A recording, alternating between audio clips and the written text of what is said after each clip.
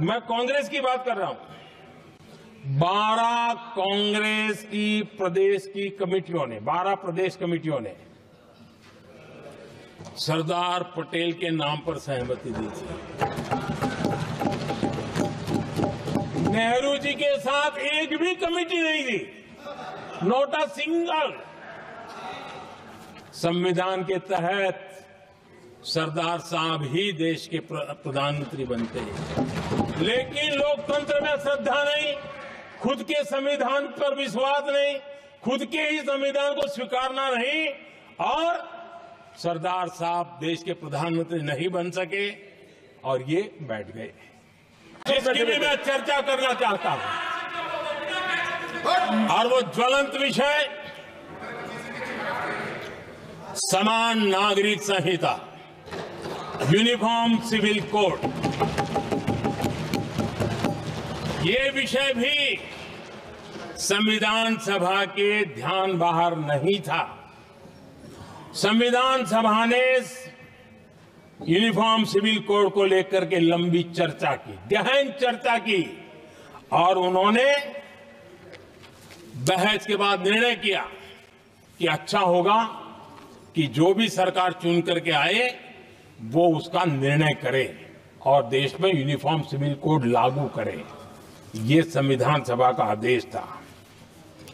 और बाबा साहब आंबेडकर ने कहा था, जो लोग संविधान को समझते नहीं है, देश को समझते नहीं है, सत्ता भूख सेवा कुछ पड़ा नहीं है, उनको पता नहीं है बाबा साहब ने क्या कहा था। बाबा साहब ने कहा था, धार्मिक आधार पर बने।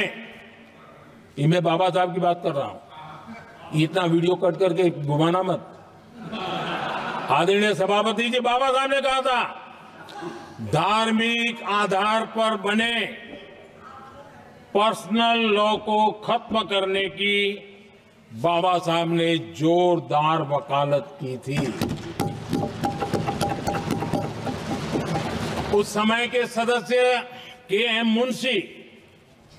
मुंशी जी ने कहा था, समान नागरिक संहिता को राष्ट्र की एकता और आधुनिकता के लिए अनिवार्य बताया था। कमा मुंशी जी ने। हमारे कांग्रेस के साथियों को एक शब्द बहुत प्रिय है, मैं आज उस शब्द का उपयोग करना चाहता हूं, और उनका सबसे प्रिय शब्द जिसके बिना वो जी नहीं सकते, वो शब्द है जुमला।